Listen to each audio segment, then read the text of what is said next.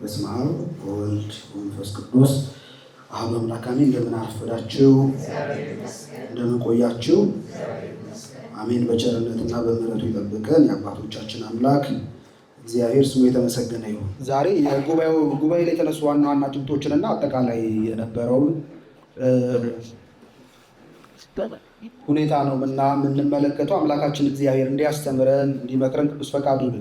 እንግዲህ ባለፈው ሳምንት ወይም ባለፈው ጊዜ እንዳነሳ ነው በጉባኤ ኒቂያ ላይ የነበሩት አባቶች ቁጥራቸውን በተመለከተ እነ አውሳቢዮስ፣ ሌሎቹም የታሪክ ጸሐፊዎች እነ ሶቅራጠስ፣ እነ ሶዞሜን፣ ከዛ በኋላ ደግሞ በጉባኤው ላይ የነበረው ራሱ ቅዱስ አትናቴዎስ የተለያየ ቁጥር እንደጠሩ ቅዱስ አትናቴዎስ እንኳን 300 እና 318 የሚላለው ያው 318 የሚለውን ነው የወሰድነው። የተለያዩ ቁጥሮች አሉ። ይህንን አንዳንድ የጻፉ ሊቃውንት ሲያሳርቁት እንግዲህ አውሳቢዮስ 200 ስንት ነው? 50 ነው 250 ወይ 265 እንደዚህ አካባቢ ሲጠራ አውሳቢዮስ ያን ያለበት ምክንያት ገና ጉባኤው ሲጀመር የነበሩትን አባቶች ቆጥሮ ነው ይላሉ። በኋላ ደግሞ ቅዱስ አትናቴዎስ 318 ያለው ደግሞ አጠቃላይ በጉባኤው ላይ የተገኙ የነበሩት ኦርቶዶክሳውያን የቤተክርስቲያን አባቶችን ቆጥረው ነው ይላሉ። እኛ የአትናቴዎስን ነው የምንወስደው፣ የእሱን ይዘን ነው በሱ ቁጥር የምንጠራው ማለት ነው። አንድ የሚያስደንቅ ክስተት ነበር በእኛም በቤተክርስቲያናችን በጸሎተ ሃይማኖት ትርጓሜ ላይ ይሄ ታሪክ ይተረካል።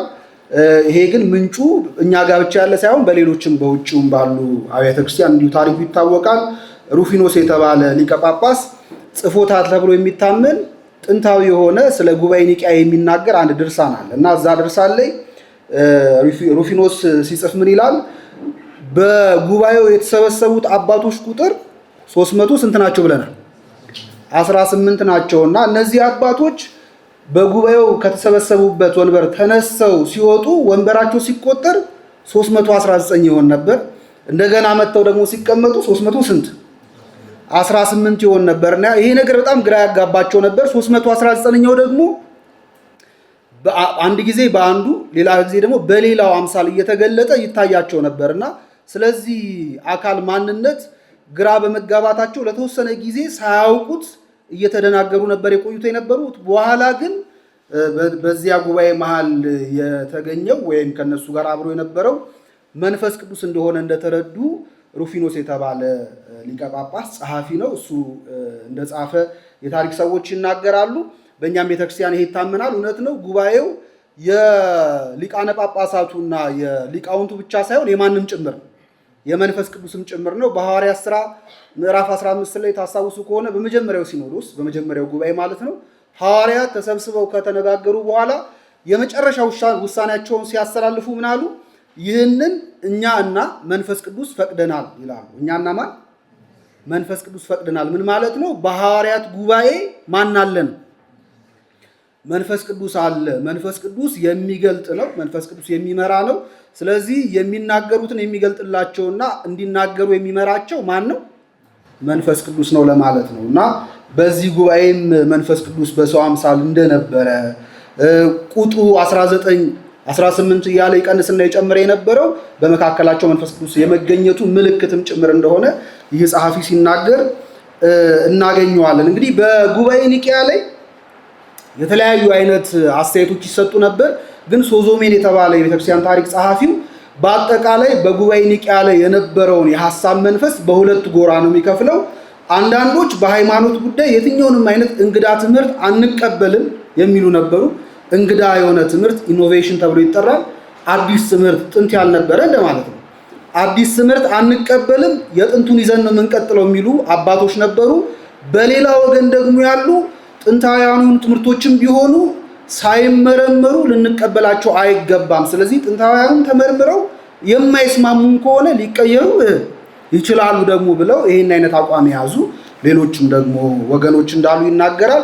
ይሄ በአጠቃላይ በጉባኤው ላይ ይታይ የነበረውን የሙግት መንፈስ ጠቅልል አድርጎ በሁለት ከፍሎ ሲመለከተው ነው ሶዞሜን እንዲህ አድርጎ የሚጽፍልን።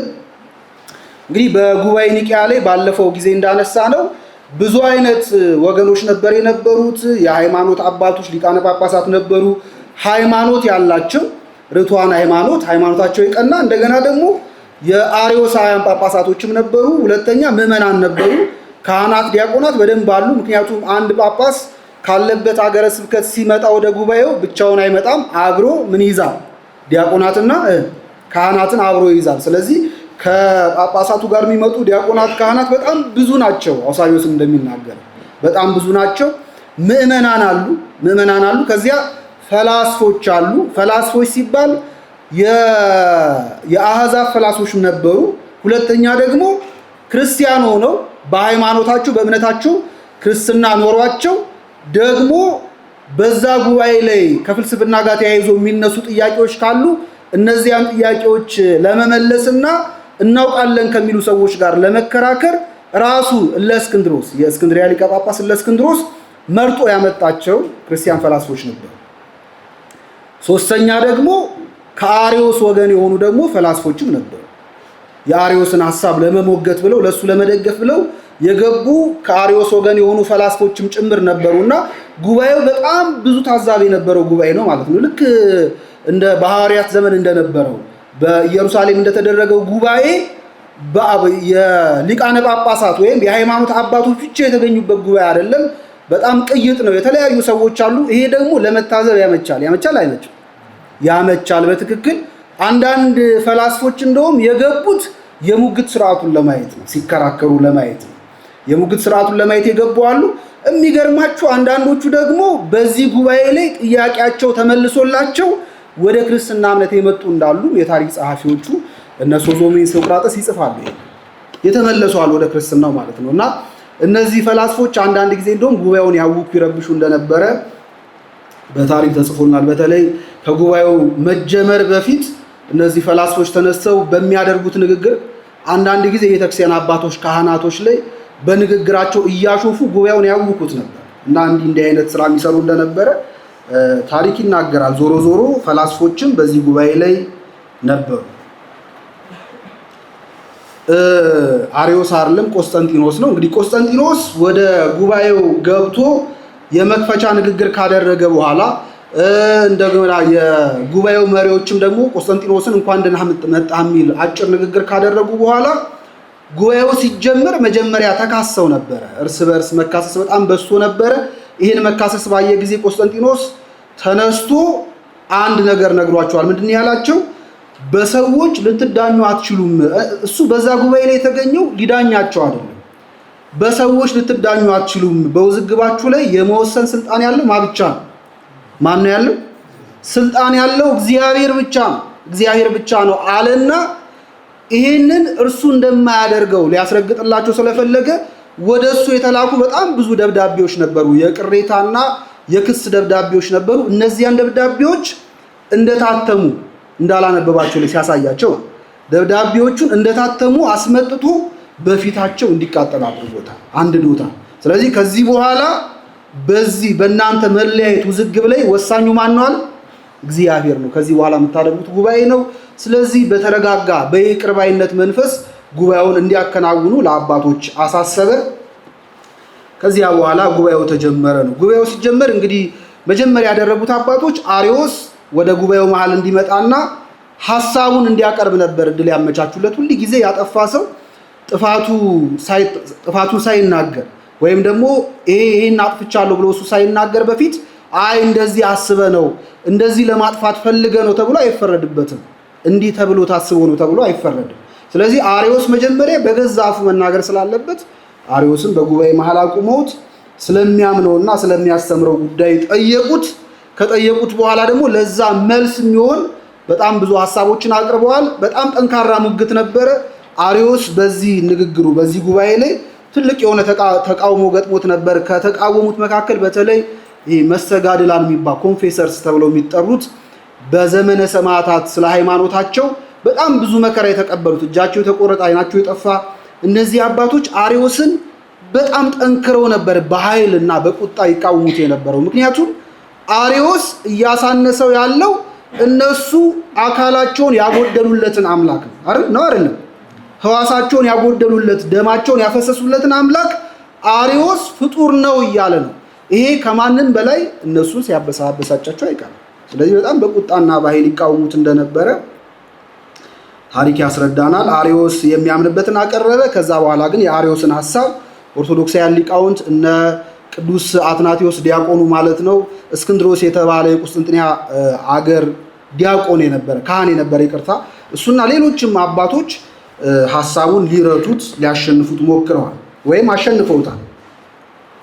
እንግዲህ አርዮሳውያኑን በተመለከተ በጉባኤው ላይ የነበሩት አርዮሳውያን በተለይ ጳጳሳቱን ከቆጠርናቸው ወደ 20 የሚሆኑ ጳጳሳት ነበሩ፣ አርዮሳውያን ጳጳሳት ነበሩ። የእነዚህ ደግሞ ዋናቸው አውሳቢዮስ ዘኒቆሚዲያ እንደነበረ ይነግሩናል። እነ ቴዎዶር የተባለ ታሪክ ጸሐፊ ይነግረናል። እንግዲህ እነዚህን ወገኖች በተመለከተ ባለፈውም ሳምንት በተወሰነ መጠን ለማንሳት ሞክረናል። 20 ጳጳሳት አሉ አርዮሳውያን። ከ20 ጳጳሳት ደግሞ በተለይ ከ12 እስከ 15 የሚሆኑት ሊቃነ ጳጳሳት ደግሞ ቅዱስ አትናቴዎስ እንደሚናገረው በአውሳቢዮስ ዘኒቆሚዲያ ይመሩ የነበሩ ሰዎች ናቸው። እነዚህ ሊቃነ ጳጳሳት በግልጽ አይደለም አርዮስ የሚደግፉት፣ ግን ደግሞ የአርዮስን ሐሳብ የሚደግፍ ወይም የእሱን ሐሳብ በደንብ የሚያጠናክር የተለያዩ ንግግሮችን ያደርጉ ነበር፣ ሐሳቦችን ያቀርቡ ነበር እና ከ12 እስከ 15 የሚደርሱ ናቸው። ቴዎዶሬት የተባለ የታሪክ ጸሐፊ ምን ይላል? እነዚህ አለማመናቸውን ለመደበቅ የሚጥሩና በስውር የአርዮስን ጽርፈት ወይም ስድብ የሚደግፉ ነበሩ ይላል እና አለማመናቸውን ወይም በክርስቶስ የእግዚአብሔር ልጅነት አምላክነት አለማመናቸውን ለመሰወር ይሞክራሉ። በስውር ደግሞ የአርዮስን ስድብ ወይም ወልድ ፍጡር ነው የሚለውን ክህደቱን ለመደበቅ ይሞክሩ ነበረ። አውሳቢዮስ ዘቂሳርያ የሚባል ደግሞ ሌላ ደግሞ አንድ የቂሳርያ ሊቀ ጳጳስ አለ። የታሪክ ጸሐፊው ባለፈውም እንዳነሳ ነው። በአጠቃላይ በጉባኤው ላይ የነበረውን ክፍፍል ወይም ወገን በጣም ባጭሩ እንመልከተው ከተባለ 4 አይነት ወገን ነበረ። የመጀመሪያዎቹ በቀኝ ያሉት፣ ቀኝ የሚለው ቅን አድርጋችሁ አስቡት እንጂ ጉባኤው ላይ አሁን በቀኝ በግራ ምናምን አድርጋችሁ እንዳታስቡት። ስለዚህ በቀኝ ያሉት እነ አትናቴዎስ ናቸው። ኦርቶዶክሳውያን ወይም ርቱዓን ሃይማኖት የሆኑ አባቶች በቀኝ አሉ። በግራ ደግሞ አርዮሳውያን አሉ። ከዚያ ለቀኝ ዘመም ደግሞ ወደ ቀኝ ትንሽ ጠጋ ያለው ደግሞ አውሳቢዮስ ዘቂሳርያ። ስለዚህ አውሳቢዮስ ዘቂሳርያ እና አውሳቢዮስ ዘኒቆሚዲያ የሐሳባቸው ደጋፊ ነው። ምክንያቱም ከነሱ ጋር በጣም ቅርበት ስለነበረው። ግን የሐሳባቸው ደጋፊ ቢመስልም አርዮስን የሚቃወሙ ደግሞ በጣም ብዙ ሐሳቦችን ያነሳ ነበር። ሐሳብ ማንሳታቸው ብቻ አይደለም፣ በኋላም ራሱ መጨረሻ ላይ ያቀረበው ጸሎተ ሃይማኖት ከአርዮሳውያን ይልቅ ለኦርቶዶክሳውያን ለእነ አትናቴዎስ በጣም የቀረበ ጸሎተ ሃይማኖት ነው ያቀረበው የነበረውና አውሳቢዮስ ዘቂሳርያ ወደ ኦርቶዶክሳውያኑ ትንሽ ጠጋ ይላል እና አውሳቢዮስ ዘኒቆሚዲያ ደግሞ እና ሌሎቹ ደግሞ 12 ጳጳሳት ደግሞ ወደ አርዮስ የሚጠጉ ናቸው። ዋና አርዮሳውያን ናቸው በነገራችን ላይ። በኋላም ከነዚህ ውስጥ የተወገዙና ከአርዮስ ጋር አብረው እንዲጋዙ የተደረጉ ጳጳሳት አሉ። በአጠቃላይ ግን ጉባኤውን በደንብ ከፍለን ማየት ካስፈለገን በዚህ መንገድ ለአይምሯችሁ እንዲመቻችሁ አድርጋችሁ ማሰብ ትችላላችሁ። እንግዲህ አውሳቢዮሳውያን የሚባሉት ቅድም የነገርኳችሁ ጳጳሳት ናቸው። አውሳቢዮሳውያን የሚለውን ስያሜ ያገኙት በአውሳቢዮስ ዘኒቆሚዲያ ስለሚመሩ ነው። ቅዱስ አትናቴዎስ ስለነዚህ ወገኖች በደንብ አድርጎ ጽፎልናል። በነገራችን ላይ በድርሳኑ ላይ ቅዱስ አትናቴዎስ ምን ይላል? አውሳቢዮሳውያን በጉባኤ ፊት ቀርበው ሐሳባቸውንና እምነታቸውን እንዲያስረዱ ጥያቄ ቀርቦላቸው ነበር። የሚያምኑትንና የሚያስተምሩትን ግን ገልጸው ሲያስረዱ ትምህርታቸውና እምነታቸው በጣም ለአርዮስ ትምህርት ወይም ለአርዮሳውያን ክህደት የተጠጋ ወይም ወደ እነሱ ያዘነበለ ነበር እና በጣም ክህደት ነበር። እሱ ብቻ አይደለም ሐሳብ ወይም እንዲህ ብለን ነው የምናምነው ብለው እምነታቸውን መግለጥ ብቻ ሳይሆን እነሱም በራሳቸው ክሪድ አዘጋጅተው ነበር። ምን አዘጋጅተው ነበር? ክሪድ ወይም ጸሎተ ሃይማኖት አዘጋጅተው ያን ጸሎተ ሃይማኖት አቅርበው ነበር። ያቀረቡት ጸሎተ ሃይማኖት ግን ኦርቶዶክሳዊ ያልሆነ ለአርዮስ ክህደት በጣም የቀረበ አርዮሳዊ ክህደትን የተላበሰ ነበር እና በዚህ ምክንያት ጉባኤ ላይ የነበሩት የኒቂያ አባቶች ተቃወሟቸው። ይህም የሃይማኖትና የትምህርት ችግር እንዳለባቸው በግልጽ እንዲስተዋል አድርጓል። ከዚያ በኋላ እንግዲህ የኒቂያ አባቶች በአርዮሳውያን የተፈጠሩትን ፍጡር ነው የሚለውን እንግዲህ አርዮስ አንደኛው ክህደቱ ወልድ ፍጡር ነው አይደለም? ክብር ይግባውና ኢየሱስ ክርስቶስን ፍጡር ነው ለማለት ነው የሞከረው። ፍጡር ነው ሲል ግን በጣም በቃ እንደው አንቆላብሶ ሸፈንፈን አድርጎ ነው ለማቅረብ የሞከረው። ምክንያቱም ፍጡር ነው ስንል እንደኛ አይነት ግን ፍጡር አይደለም። እየሰማችሁ ነው። የተለየ ስፔሻል የሆነ በማለት እንደዛ ለመናገር ነው የሞከረው። ዞሮ ዞሮ ግን የአርዮስ ክህደቱ ወልድ ፍጡር በባህሪ መለኮቱ፣ ስለዚህ ወልድ አምላክ አይደለም ፍጡር ነው የሚል ክህደትን ያሰማረው አንደኛ እሱ ነው። ሁለተኛ ደግሞ ውላጤ ይስማማዋል። መለዋወጥ ምን ያደርገዋል? ሚውተብል ነው። እግዚአብሔር ኢሚውተብል ነው አይደል? የማይለወጥ ነው። ወልድ ግን ክብር ይግባውና ፍጡር ስለሆነ ምን ያደርገው? ይስማማዋል፣ መለወጥ ይስማማዋል የሚል ሐሳብ ወይም ክህደት ነበር ያቀረበው። ለአርዮስ የክህደት ትምህርቶቹ እነዚህ ዋና ዋና ቁልፍ ቃላቶች ናቸው። ስለዚህ እነዚህን ቃላቶች አውሳቢዮሳውያን የተባሉት የአርዮስ ስውር ደጋፊዎች እንደሚጣልባቸው በጉባኤ ያሉት አባቶች እንደሚቃወሟቸው ሲያውቁ ለነዚህ ቃላት መጽሐፍ ቅዱሳዊ ጥቅስ መፈለግ ጀመሩ። አያችሁ፣ በእርግጥ እነሱ ብቻ አይደሉም። ቀድሞ አርዮስ ለነዚህ ቃላት መጽሐፍ ቅዱሳዊ ጥቅሶች ለመፈለግ ሞክረዋል። ባለፈው ጊዜ ታስታውሳላችሁ፣ አንስቼላችሁ ነበር። ይሄ ታሊያ በሚባል ድርሰቱ ላይ ጥቅሶችን አያይዞ ያቀርብ ነበር አላልኳችሁ? ስለዚህ ጥቅሶችን እሱም ለማገጣጠም ሞክሮ ነበር። ጥቅስ እያወጣ ለነዚህ ሐሳቦች ምትክ እንዲሆኑ ለማቅረብ ሞክሮ ነበር። እነሱም ጥቅስ ለመፈለግ ሞከሩ። ጥቅስ መፈለግ ብቻ አይደለም፣ ሁለተኛ ምን የሚል ክርክር አነሱ? የቤተ ክርስቲያንን እምነት ለመግለጽ መጽሐፍ ቅዱሳዊ አገላለጽን መጠቀም ይገባል። መጽሐፍ ቅዱሳዊ አገላለጽን ምን ማድረግ ይገባል? መጠቀም ይገባል። ስለዚህ እናንተም ለምታነሱት ሐሳብ መጽሐፋዊ መሆን አለባችሁ፣ ስክሪፕቸራል መሆን አለበት። እኛም ለምናነሳው ሐሳብ ስክሪፕቸራል ነገር እናቀርባለን ብለው መሟገት ጀመሩ። እንዲህ አይነት ሙግት አስነሱ። በዚህም የቤተክርስቲያን ሊቃውንት የኒቄ አባቶች ርቱዓን ሃይማኖት ማለት ነው፣ እነዚህ አባቶች ምን አሉ? ማህበ ኢምንት። ምክንያቱም አርዮስ አንደኛው ክህደቱ ወልድ ካለመኖር ወደ መኖር ነው የመጣው የሚል አይነት ክህደት ስለነበረው እነዚህ የቀኑ አባቶች ምን አሉ? ወልድ ካለመኖር ወደ መኖር መጥቷል የሚል የመጽሐፍ ቅዱስ ቃል የለም። ማህበ ኢምንት የሚል እየሰማችሁ ነው? የለም። ይሄ የተነገረው ለፍጥረታት መገኘት ብቻ። ስለዚህ ወልድ ማህበ ኢምንት ሳይሆን ዘእም አምላክ ወይም ከአምላክ የተገኘ ነው አይደለም? ከአምላክ የተገኘ የሚል ቃል ነው ያለው። ስለዚህ ይሄ መጽሐፋዊ ቃል ነው ሲሏቸው አርዮሳውያን እና አውሳቢዮሳውያን አይ ይሄማ ሐዋርያው ራሱ ቅዱስ ጳውሎስ ፍጥረታት ሁሉ ከእግዚአብሔር ዘንድ የተገኙ ናቸው ብሎ ስለሚናገር እንቀበለዋለን። ምን እናደርገዋለን? እንቀበለዋለን ያሉት አውሳቢዮሳውያኑ ሐሳቡ ገብቷቸው ወይም ተስማምቷቸው ሳይሆን በእነሱ ልቡ ስላለ አርዮሳዊ ክህደት መንቀሳቀሻ የሆነ ትንሽም ቢሆን መንገድ እንደሚሰጣቸው ቃሉ ስላሰቡ ነው። ዘእም አምላክ ማለት ከአምላክ የተገኘ ነው አይደል? ከአምላክ ያልተገኘ አለ አለ? የለም። መልሱ እንጂ ከአምላክ ያልተገኘ የለም። ከአምላክ ያልተገኘ የለም። ስለዚህ ሁሉ ፍጥረት ሁሉ ከእግዚአብሔር የተገኘ ስለሆነ ምንም ችግር የለውም፣ ይሄኛውን ተስማምተንበታል፣ እንቀበላለን አሉ። ይሄን ማለታቸው እኛ ወይም ሌሎቹ ፍጥረቶች ከእግዚአብሔር እንደተገኙ ወልድም ከእግዚአብሔር ተገኘ ማለት ያው ከእግዚአብሔር ምን አደረገ ነው? ተፈጠረ ማለት ነው፣ እግዚአብሔር ፈጠረው ማለት ነው የሚል አይነት እንድምታ እንዳለው አድርገው ሊያስተምሩበት ስላሰቡ ነው። ስለዚህ እነ ቅዱስ አትናቴዎስና ሌሎቹ ኦርቶዶክሳውያን አባቶች ሐሳባቸውን ስለተረዱባቸው ወልድ ከአብ ከባህሪው ተገኘ ብለው ደግሞ ይህን ቃል ጨመሩ። የሰማችሁ ነው። ወልድ ከአብ ከምኑ ተገኘ? ስለዚህ ከአምላክ የተገኘ ሲባል ከባህሪው ማለት ነው። ከባህሪው ማለት ነው።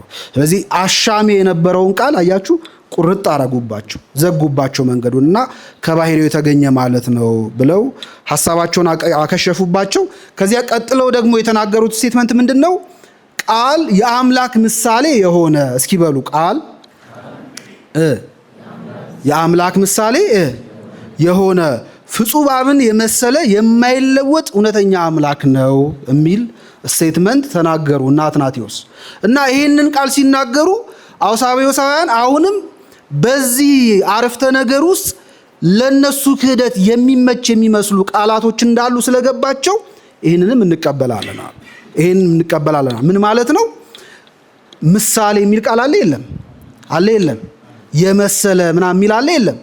ስለዚህ ምሳሌ የመሰለ የሚሉት ቃላቶች በተለይ ይሄ ሴሚያሪያን ስለሆኑ መንፈቀ አርዮሳውያን ለሆኑ የአርዮስን ሐሳብ ለሚደግፉና ከመጽሐፍ ጥቅስ ለሚፈልጉ ወገኖች በጣም በጣም የሚወዱት አይነት ቃል ነው። የመሰለ ምሳሌ ምናምን የሚሉ ቃላቶች። ስለዚህ ይሄ እንዳለ ስለሚያውቁ አውሳቢዮሳውያን እንቀበላለን ይህንን እንወስደዋለን አሉ። እንቀበላለን ማለታቸው ሰው ራሱ የእግዚአብሔር ምሳሌና ክብር ተብሎ ተቀምጦ እናገኝ። ቅዱስ ጳውሎስ ይላል እንደዛ የሰው ልጅ የእግዚአብሔር ምንድን ነው? ምሳሌና ምን? የእግዚአብሔር ምሳሌና ክብር ነው ይላል። ስለዚህ ሰውም የእግዚአብሔር ምሳሌ ክብር ስለሆነ በዚህ አንጻር አይተነው እንቀበለዋለን ነበር ሐሳባቸው የነበረው። ለዚህ ለክደታቸው እንዲመቻቸው ነበር ሲያመቻምቹት የነበረው ማለት ነው ይህን ሐሳብ። ከዚያ በኋላ ግን እነ ቅዱስ አትናቴዎስ ይሄንን ይመስላል ምሳሌ ነው የሚለውን በጣም ግራ የሚያጋባውን ቃል ለውጠው ምን አይነት ቃል አመጡ? ሩየ ባህሪ ወይም ዋሂደ ባህሪ። ሩይ ማለት ምን ማለት ነው? መልሱስ። ሩይ ማለት መስተካከል ነው። እሺ የተካከለ እንደዛ ነው ምን ተረጉሞ ብዙ ጊዜ የተካከለ ከሚለው ይልቅ ግን ሪና ማለት በነገራችን ላይ እኩል ማለት ነው አይደል? ነው አይደለም? ከእኩል ደግሞ አንድ ይሻላል። አሁን ሩይ የሚለው ቃል በእኛ ቤተክርስቲያን ለምሳሌ የጸሎት መጽሐፍቶች ላይ ስትመለከቱ እንደየአገባቡ ይተረጎማል። ለምሳሌ ወረሰየነ ሩያነ ምስሌሁ የሚል ቃል አለ አይደል? ምን ማለት ነው? ውዳሴ ማርያም ላይ እኮ ነው ያለው። መሳዮቹ አደረገን ማለት ነው አይደል? መሳዮቹ አደረገን። ስለዚህ ሩይ የሚለው ቃል እዚህ ላይ መሳይ ተብሎ ተቀምጧል።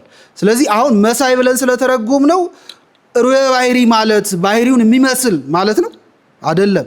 ስለዚህ ለኛ ሲሆን ሩይ የሚለው ቃል መሳይ ተብሎ ይተረጎማል። ለወልድ ሲነገር ግን ሩየ ባህሪ ሲባል በባህሪ ስንት ሆነ? ምክንያቱም የግሪኩ ቃል ሆሞ ኡሲየስ ነው የሚለው ሆሞ ኡሲየስ።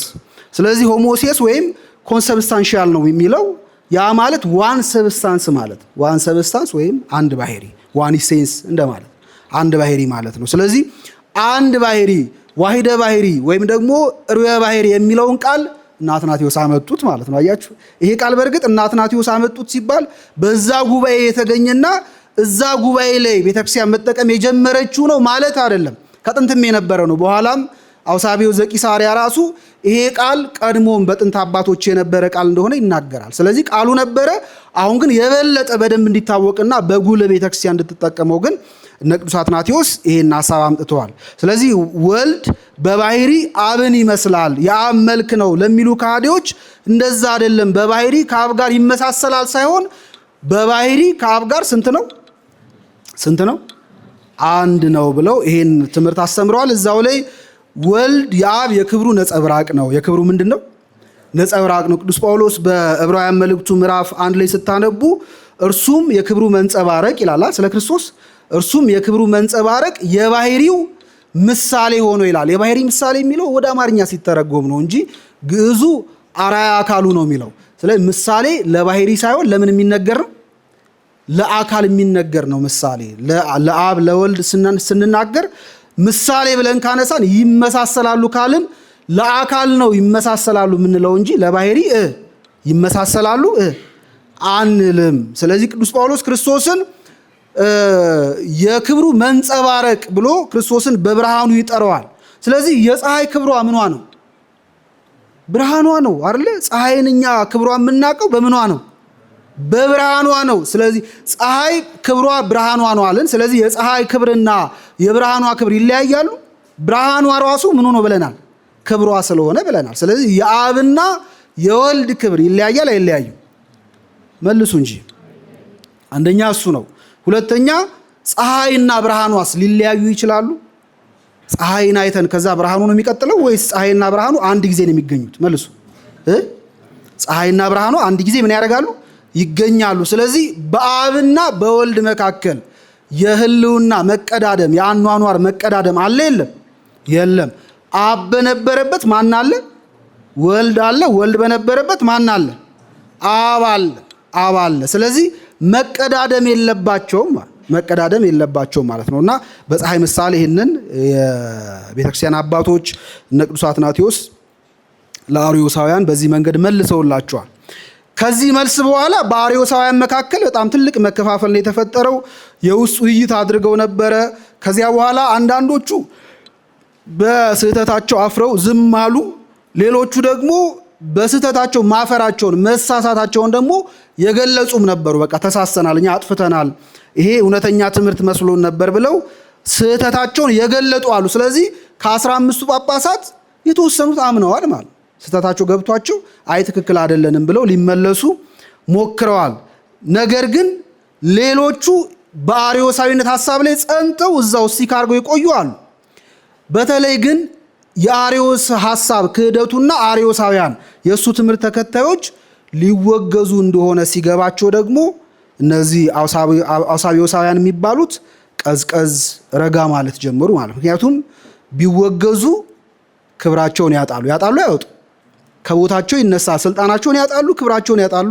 ከስልጣናቸው ጋር ተያይዞ የሚመጣው ጥቅማ ጥቅም ሁሉ ይቀርባቸዋል እና ያንን ላለማጣት ብለው በጉባኤ ኒቂያ ላይ አባቶች ሃይማኖታቸው የቀና አባቶች ያረቀቁትን አንቀጸ አሚን ወይም ጸሎተ ሃይማኖት እኛ እናምንበታለን ብለው አብዛኞቹ ፈርመዋል። ከፈረሙት ውስጥ ግን ደግሞ ያላመኑበት ለማስመሰል ብለው የፈረሙም ሰዎች እንዳሉ ታሪክ ይናገራል። በተለይ ግን አሁን ደጋግመን የምናነሳው አውሳቢዮስ ዘኒቆሚዲያ የተባለው ሰው አርዮሳዊ ነው። በነገራችን ላይ በጣም ከባድ ሰው ነበር። አንደኛ ኒቆሚዲያ የንጉሥ መናገሻ ከተማ ስለሆነች የያዘው ቦታ በጣም አደገኛ ቦታ ነው እና እንደው እግዚአብሔር ጠብቋት ነው እንጂ ቤተክርስቲያንን ከቆስጠንጢኖስ ጋር የሚቀራረበው የሚገርማችሁ ቆስጠንጢኖስን ራሱ በኋላ ያጠመቀው እሱ ነው። ማን ያጠመቀው? አውሳቢዮስ ዘኒቆሚዲያ ነው ያጠመቀው። እሱ ብቻ አይደለም። አሁን ከጉባኤ ኒቂያ በኋላ ቤተክርስቲያን ለተወሰነ ጊዜ ሰላም አግኝታ ከክህደት ማለት አርዮሳውያን ተግዘው ቢቆዩም በኋላ ግን በአውሳቢዮስ ዘኒቆሚዲያ ተንኮል ምክንያት አርዮስ ተመልሶ ወደ እስክንድሪያ ሊገባ ነበር። መመለስ ብቻ አይደለም፣ በጉባኤው ላይ ደግሞ ተከራክረው አርዮሳውያንን ድል የነሷቸውን እነ ቅዱስ አትናቴዎስን ሌሎቹንም እነ ኤዎስጣቴዎስና ሌሎች አባቶችንም ይሄ አውሳቢዮስ ዘኒቆሚዲያ የተባለ ሰው ንጉሱን በሐሰት አሳምኖ ብዙ መከራ እንዲቀበሉና እንዲሳደዱ አድርጓል እና ቀላል አርዮሳዊ ሰው አይደለም። ባለፈውም ጊዜ አንስተናል፣ ታስታውሳላችሁ። አውሳቢዮስ ዘኒቆሚዲያ በአርዮስ ክህደት ላይ እጁን ባያስገባበት ኖሮ የአርዮስ ክህደት የእስክንድሪያ ቤተክርስቲያን ጉዳይ ብቻ ሆኖ ይቀር ነበር። ይቀራል አይቀርም? ይቀር፣ እዛው ተዳፍኖ ይቀር ነበር። እዛው አውግዘውት፣ እዛው መልስ ተሰጥቶት እዛው ይቀር ነበር። አውሳቢዮስ ዘኒቆሚዲያ ግን ወደ ኒቆሚዲያ እንዲመጣ አርዮስን መጥራቱና እንደገና ደግሞ በአካባቢው የነበሩትን ሊቃነ ጳጳሳት ሰብስቦ ጉባኤ አድርጎ አርዮስን ነፃ ለማውጣት መሞከሩ ጉዳዩ በጣም ከጫፍ እስከ ጫፍ እስኪሰማ አድርሶታል ነውና በጣም ትልቅ አስተዋጽኦ አለው። አውሳቢዮስ ዘኒቆሚዲያ ግን በዚህ ጉባኤ ላይ በተለይ በንጉሱ ፊት በተቻለው መጠን ራሱን የዋህና ምስኪን አስመስሎ ለመቅረብ ሲሞክር ነው የምንመለከተው እና በዚህ ማቀራረቡ በኋላ ንጉሱ ካጋዘበት ቦታ እንዲመልሰው ምናምን አድርጓል። እሱም በኋላ ነግራቸዋለሁ። እንግዲህ ይሄ ውይይት ይሄ ክርክር ከተደረገ በኋላ አውሳቢዮስ ዘኒቆሚዲያ እና የእሱ ተከታዮች ያቀረቡት አንቀጸ አሚን ተወግዞ ነበር። ትክክል አይደለም ተብሎ በኒቂያ አባቶች ተጥሎ ነበረ። ከሱ በኋላ የተከተለው የአውሳቢዮስ ዘቂሳርያ ጸሎተ ሃይማኖት ነው። አውሳቢዮስ ዘቂሳርያ በወቅቱ በቂሳርያ በፍልስጤማዋ ቂሳርያ ማለት ነው። በዚያ ይጸለይ የነበረ ክሪድ ነበር፣ ጸሎተ ሃይማኖት ነበር። ያን ጸሎተ ሃይማኖት ይዞ መጥቶ በጉባኤው ፊት አቀረበ። ጸሎተ ሃይማኖቱ ከዚያ በፊት ከሐዋርያት ዘመን ጀምሮ ሲሻገር የመጣ ጸሎተ ሃይማኖት ነው። እንግዲህ ሐዋርያት ካስተማሩ በኋላ በክርስቶስ የቤዛነት ስራ ያመኑትን ሰዎች የሚያጠምቁበት ፎርሙላ ነበራቸው የራሳቸው እና ጸሎተ ሃይማኖት ቀስ እያደረገ የደረጀው በዚህ መንገድ ነው። ለምሳሌ በመጀመሪያው ክፍለ ዘመን በተለይ ደግሞ ክርስቲያኖች በሚሳደዱበት ቄሳር እኔ ነኝ ጌታ እያለ የክርስቶስን አምላክነት በሚጋፋበት ዘመን ክርስቲያኖቹ ከሚጠመቁበት የጥምቀት የአንቀጸ አሚን መካከል አንደኛው ኢየሱስ ክርስቶስ ጌታ እንደሆነ አምናለሁ። ምን እንደሆነ መልሱ እንጂ። ኢየሱስ ክርስቶስ ጌታ እንደሆነ አምናለሁ። የእግዚአብሔር ልጅ ነው። የእግዚአብሔር ልጅ ማለት የአምላክ ልጅ ራሱ ምንድን አምላክ ነው። ኢየሱስ ክርስቶስ የእግዚአብሔር ልጅ እንደሆነ ብታም ተፈቅዶልሃል አላለውም ፊልጶስ ዲያቆኑ አይደል? ጃንደረባው ማለት ነው። ይቅርታ ዲያቆኑ ፊልጶስ ጃንደረባው እንደዛ ብሎት ነበር። ስለዚህ የአንቀጸ አሚኑ በዚያ ጊዜ እነዚህ ነበሩ እና ቀስ እያለ እየደረጀ በተለይ ክህደቶች ሲመጡ ሰባሊዮሳውያን ሲመጡ እነ ጳውሎስ ሳምሳ ሌሎቹም ከሃዲዎች ሲመጡ የነሱን ክህደት በሚመልስና የቤተክርስቲያን እምነት በሚገልጥ መንገድ የሚጨመሩ ቃላት ነበሩ። እነዚያ ቃላት ተጠራቅመው ነበረ አንቀጸ አሚን የሆኑት የነበረውና በኒቂያ በቂሳሪያ ሀገር ውስጥ ይጠቀሙበት የነበረውን አንቀጸ አሚን አምጥቶ አውሳቢዎስ አቀረበ። ያቀረበው አንቀጸ አሚን የአውሳቢዎስ አንቀጸ አሚን ዘቂሳሪያ ማለት ነው። የእሱ አንቀጸ አሚን በጣም ጥሩ ነው፣ ምንም ችግር የለበትም። ችግር የለበትም ማለት ግን ፍጹም ነው ማለት አይደለም። ያ አንቀጸ አሚን ለአርዮሳውያን እንደገና የሚገቡበት በር የሚከፍት ነበር። በነገራችን ላይ በጉባኤ የነበሩት የኒቂያ አባቶች የአውሳቢዎስ ዘቂሳሪያን አንቀጸ አሚን እኛም እንቀበለዋለን ብለው ቢያጸድቁት ኖሮ፣ ሁሉም ተስማምተናል ብለው ቢፈርሙ ኖሮ አርዮሳውያን ራሳቸው በዚህ ተስማምተናል ብለው ፈርመው ይወጡ ነበር። ምክንያቱም ለነሱ የሚያመቹ አንዳንድ ቃላቶች በዚያ አንቀጸ አሚን ውስጥ ስለነበሩ። ስለዚህ ያቀረበው አውሳቢዎስ፣ ያው አውሳቢዎስ እንዳልኳችሁ ለነሱም የሆነች እድል ማመቻቸት ይፈልጋልና አርዮሳውያኑን ለማትረፍ የተደረገ የመጨረሻ ሙከራ ይመስላል ራሱ የሱ። እሱን አቀረበ። እሱን ካቀረበ በኋላ አባቶች ግን አዩት። ሲያቀርብ እሱ በጻፈው የሕይወተ ቆስጠንጢኖስ የሚል መጽሐፉ ላይ ራሱ ቆስጠንጢኖስ በጣም ደስ እንደተሰኘ ይናገራል። ደስ መሰኘት ብቻ አይደለም፣ ቆስጠንጢኖስ በቃ ይሄንን ሁሉም አባቶች ተቀብለው ሊስማሙበት ይገባል፣ ባይሆን ግን እዚህ ጸሎተ ሃይማኖት ላይ ሩየ ባህሪ የሚለው ወይም ዋሂደ ባህሪ የሚለው ሆሞሲየስ የሚለው ቃል ይጨመርበትና አባቶች ይስማሙበት ብሎ ነበር። አባቶች ግን ይህንን ጸሎተ ሃይማኖት ዝም ብለው አይደለም የተቀበሉት፣ ማስተካከያዎች ወይም እርምቶች አድርገውባቸዋል። ካደረጉባቸው ውስጥ አንደኛ ቃለ እግዚአብሔር የሚል ነበረው። ኢየሱስ ክርስቶስ የእግዚአብሔር ቃል ይባላል አይባል? መልሱ እንጂ። እና እነሱ ግን ምን አደረጉት? ቃለ እግዚአብሔር የሚለውን በወልድ በሚለው ልጅ በሚለው ቃል ተኩት። ምክንያቱም ልጅ የሚለው ያው ዞሮ ዞሮ ማንን ስለሆነ የእግዚአብሔር ቃል ኢየሱስ ክርስቶስን ስለሆነ፣ ስለዚህ ወልድ በሚለው ቃል ተኩት። ሁለተኛ ደግሞ የተወለደ የሚል ቃል ነበር የነበረው። እነሱ ምን አደረጉት? ዘተወልደ ወአኮ ዘተገብረ፣ የተወለደ እንጂ ምን ያላረገ። ምክንያቱም አርዮሳውያን ምን ያደረገ ብለዋል? ኧረ መልሱ፣ የተፈጠረ ብለዋል። ስለዚህ የተፈጠረ ለሚለው ክደታቸው መልስ እንዲሆናቸው የተወለደ እንጂ ምን ያላረገ ያልተፈጠረ። ከዚያስ ዋሂደ ባህሪ የሚለውን ቃል ጨመሩበት። ምን ማለት ነው? በባህሪው ከአብ ጋር ስንት የሆነ አንድ የሆነ የሚለውንም ቃል ጨመሩበት። እነዚያን ቃል ጨመሩበት። እነዚህ ቃላቶች ለአርዮሳውያኑ ለመንፈቀ አርዮሳውያኑ የማያፈናፍኑ ናቸው። ስለዚህ ዘጉባቸው፣ በደንብ አጠሩት። ስለዚህ ዛሬ እኛ የሃይማኖት ጸሎት ስንጸልይ እስኪ በሉት፣ የሃይማኖት ጸሎት በሉት እስኪ አንድ አምላክ በሚሆናል ይልቅ እስኪ በሉ ጮክ ብላችሁ። እሺ እሺ እሺ እሺ እሺ ስንት የአብ ልጅ በሚሆን ከዚያስ እሺ እሺ እሺ እሺ ከዛስ የተወለደ እንጂ ምን ያላረገ። ከዚህ በፊት ያሉት ባይዘ አብዛኞቹ ቃላቶች አውሳቢዎስ ዘቂሳርያ ያቀረበው ላይ አለ፣ አንድ አይነት ነው። የተወለደ እንጂ ምን ያላረገ። ቀጥሉ። ከዛ በባህሪው ከአብ ጋር ምን የሚያደርግ ወይም አንድ የሆነ ማለት ነው አይደል? በባህሪው ከአብ ጋር የሚተካከል ወይም አንድ የሆነ። ቀጥሉ። እሺ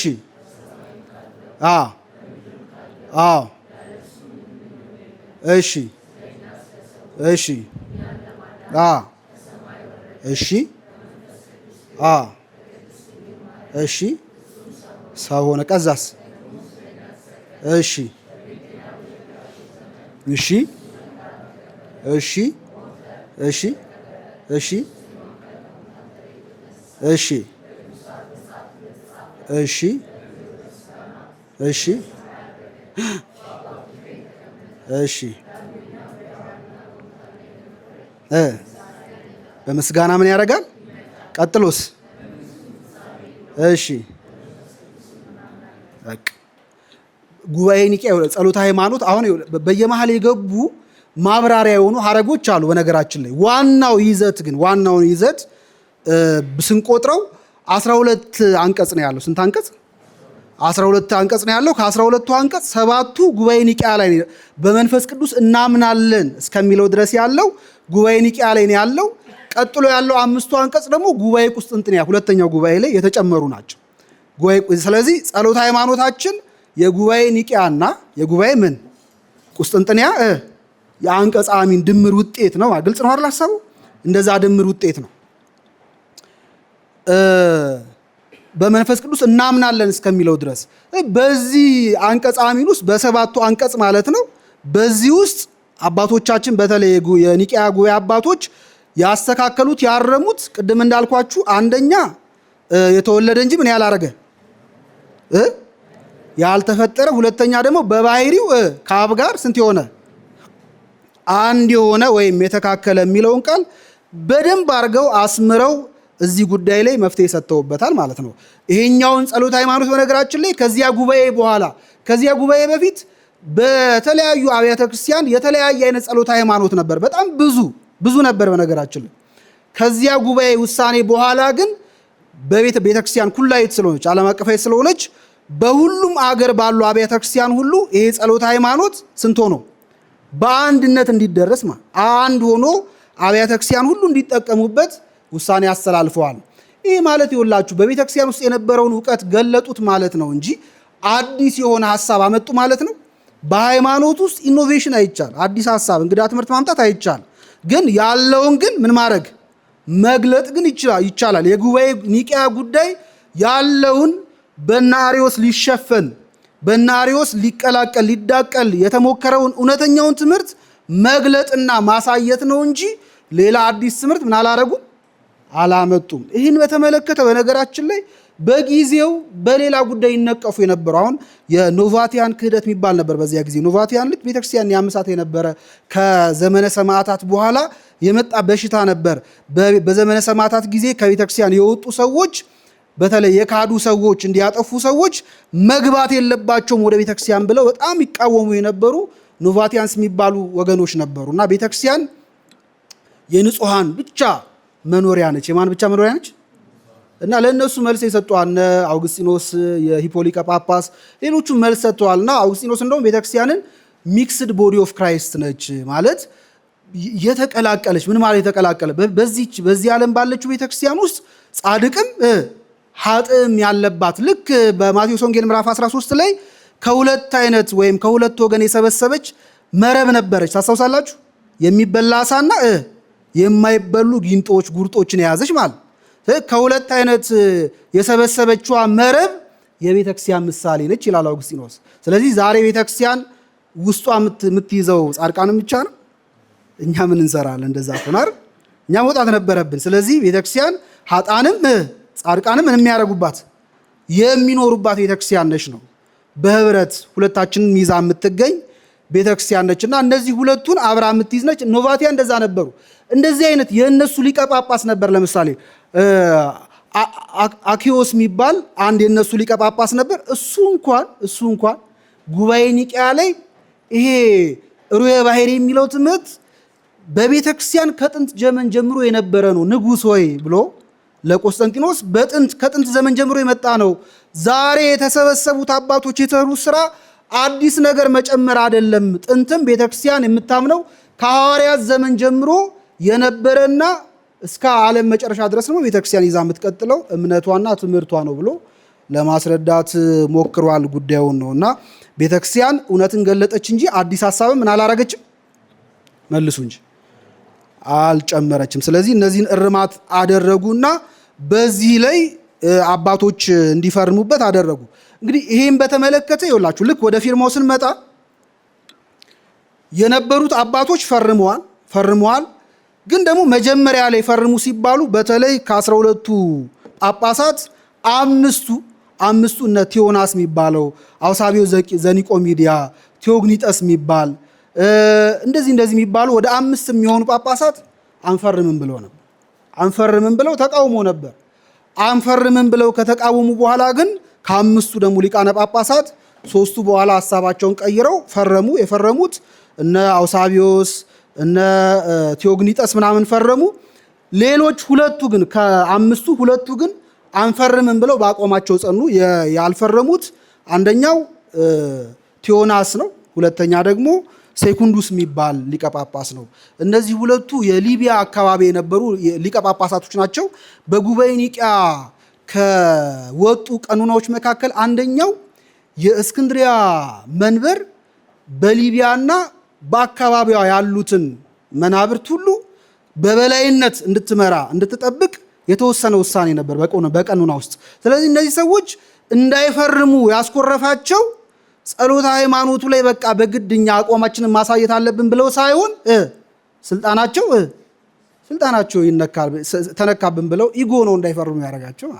ሴኩንዱስና ቴዎናስ የሚባሉ ሁለት ጳጳሳት አልፈርሙም፣ ሌሎቹ ግን ፈርመዋል። እና አንድ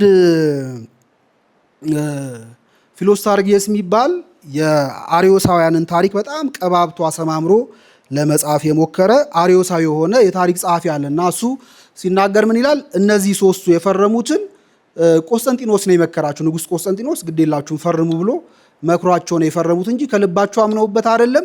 እንደውም እነዚህ ሰዎች ሲፈርሙ ሆሞ ኡሲየስ የሚለውን ቃል ኡሲየስ የሚለውን ቃል ሆሚዮ ኡሲየስ ብለው እንደዛ ተቀብለው ነው የፈረሙበት ይላል። ሆሞ ኡሲየስ እና ምን አልኳችሁ? ሆሚዮ ኡሲየስ። በሆሞ ኡሲየስ እና በሆሚዮ ኡሲየስ መካከል ያለው ልዩነት የግሪክ ቃላት ናቸው። የመጀመሪያው ዋን ሰብስታንስ ማለት ነው አይደል? ነው አይደለም? የሁለተኛው ደግሞ ሆሚዮ ሲሆን እቺ አያለች አይደል? የውጣ ወይም አይዋ ስትገባበት ልዩነቱ ምን መሰላችሁ? ሲሚላር ወደሚል ይወስደዋል። ምን ወደሚል ይወስደዋል? ሲሚላር ማለት ምንድነው? ተመሳሳይ። ዋን ማለትስ ዋነሳር አንድ መሆንን ያዘ። ስለዚህ ሆሚዮ ብለው የፈረሙበት ምክንያት ይመሳሰላል ለማለት ነው። እና እኛ ሆሚዮን ነው የምንቀበለው በኋላም ብለው ትንሽ ሲያስቸግሩ እናያቸዋለን። ስለዚህ በዚህ መንገድ እነ አውሳቢዮስ ዘኒቆሚዲያ ፈርመዋል።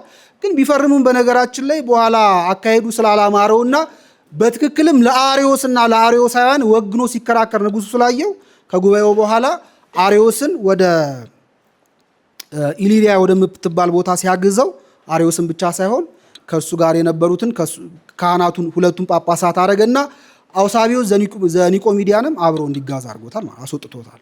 እና በተለይ አውሳቢዮስ ዘኒቆሚዲያ በጣም ብዙ ጥፋቶች ስለነበሩበት ከንጉሱም ጋር በተያያዘ ያጠፋቸው ጥፋቶች እንዳሉ ስለሚያውቅ ንጉሱ ያን ሰው እንዲጋዝ አድርጎታል። ማጋዝ ብቻ አይደለም፣ ቤተክርስቲያን በቶሎ በእነዚህ መንበሮች ላይ በኒቆሚዲያ ሊቢያ ባለውና በሌሎቹ መንበሮች ላይ ቶሎ ሊቃነ ጳጳሳትን እንድትሾሙላ ትእዛዝ ሰጥቷል። አሪዮስ በደብዳቤው ትእዛዝ ሰጥቶ እነዚህን ሰዎች አግዞ ከእስክንድሪያ እንዲወጡ አድርጓቸዋል። ያጋዘበት ምክንያት አለው። በነገራችን ላይ ያጋዘበት ለምንድን ነው?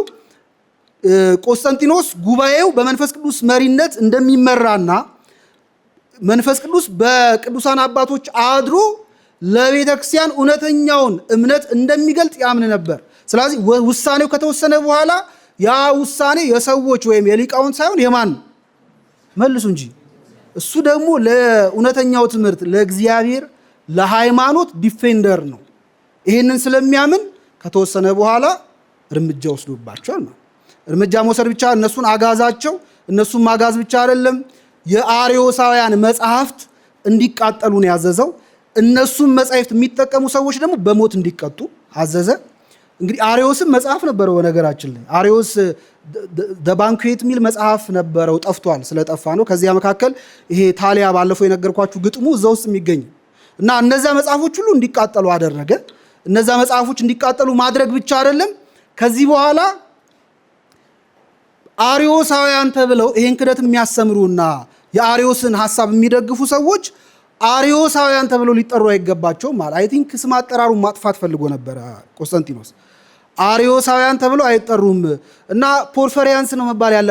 ፖርፈሪ የሚባል በቤተክርስቲያን ታሪክ የተነሳ አህዛባዊ በጣም አደገኛ የክርስቲያኖች ጠላት ነበር በነገራችን ላይ እና ይሄ ሰው የጻፈው መጽሐፍ ነበር። ለዚህ ሰው እስከ 3ኛውና 4ኛው ክፍለ ዘመን ድረስ የተነሱ አባቶች መልስ ለመስጠት ሞክረዋል እና በጣም አደገኛ መርዝ የሆነ ሰው ነው። መጽሐፍ ቅዱስን አጥንቶ ያጠናው ግን ክርስትናን ለማጥፋትና በመጽሐፍ ቅዱስ ውስጥ ያሉ እርስ በርስ የሚቃረኑ ፋክቶች ካሉ እነዚያን አውጥቶ ክርስቲያኖችን ለማሳፈር ነበር ያጠና የነበረው እና ይሄ ሰውዬ ያዘጋጀው ድርሰት ነበር ባልሳሳት ኦን ዘ ትሩ ዶክትሪን የሚል መጽሐፍ ነበር። የለም ስለሌለ ነው መጽሐፉ ነግራችሁሽ ርዕሱ ብቻ ነው ያለው እና እንደዛ መጽሐፍ ነበረው እና ያን መጽሐፉን መልስ ለመስጠት ብዙ አባቶች ጽፈዋል፣ ድርሰት ጽፈዋል፣ አዘጋጅተዋል። ምክንያቱም በጣም አደገኛ የሆነ ክደት ስለዘራ እና ለክርስትና ጠላት በመሆን ከዚህ ሰው የሚበልጥ ስለሌለ ቆስጠንጢኖስ ምን አለ? ይሄ ሰውዬ በክርስትና ጠላትነቱ ምክንያቱም እውነተኛ የሆነውን የክርስትና ትምህርት ለማጥፋት መሞከር የክርስትና ምን መሆን ነው? ጠላት መሆን ነው። ስለዚህ የክርስትና ጠላትነቱ ከፖርፈሪ ለመምሰል ስለሞከረ ከዚህ በኋላ ክህደቱና የሱ ተከታዮች በሱ ስም ሳይሆን በፖርፈሪ ስም ነው መጠራት ያለበት ብሎ የአርዮስን ስም ሁሉ ለማጥፋት ሞክሮ ነበር ቆስጠንጢኖስ። እንደዛ እስከ ማድረግ ደርሶ ነበረ። ይህን አዋጅ አውጥቶ በዛ ከተማ ውስጥ ብቻ ሳይሆን በተለያየ ቦታ የነበሩ የአርዮስን ሐሳብ የሚደግፉ የነበሩትን ጳጳሳቱን፣ ካህናቱን አርዮስን ጨምሮ ከዚያ በኋላ ደግሞ ዲያቆናትና ሌሎች ምዕመናን የአርዮስን ሐሳብ የሚደግፉትን ሁሉ ሰብስቦ ኢልያ ወደ ተባለች ቦታ እንዲጋዙና ወደዛ እንዲገቡ አድርጓቸዋል። አውሳቢዎስ ዘቂሳርያ እንግዲህ የፈረመ ሰው ነው። ከዚህ ጉባኤ በኋላ ወደ ቂሳሪያ ሀገረ ስብከቱ ሲመለስ እንግዲህ አውሳቢዎስ ዘቂሳርያ በነገራችን ላይ ተወግዞ ነበር፣ ነግሬያቸዋለሁ። ተወግዞ ነበር። አንጾኪያ ላይ የኮርዶቫው ሊቀ ጳጳስ ሆሲየስ ጉባኤ አደረገና አውሳቢዎስ ዘቂሳርያን እንዲወገዝ አድርጎት ነበር፣ ይደግፍ ስለነበር አርዮስን። በኋላ ግን ውግዘቱ ተነስቶለት ወደ ሀገረ ስብከቱ ገብቷል። ወደ ሀገረ ስብከቱ ከገባ በኋላ ግን ይህንን ጸሎተ ሃይማኖት በቤተክርስቲያን በጉባኤ የተወሰነውንና ቤተክርስቲያን እንድትገለገልበት የተደረገውን አንቀጸ አሚን ለምእመኑ ግን ሲያሰራጭ አብሮ ደብዳቤ ወይም እንደ መግቢያ ነገር ጽፎ ነበርና እዛ የጻፈው መግቢያ ላይ በጣም ተንኮል የተሞላባቸውን ነገሮች አንጸባርቋል፣ ሪፍሌክት አድርጓል። ከነዚያ መካከል አንደኛው ምንድነው?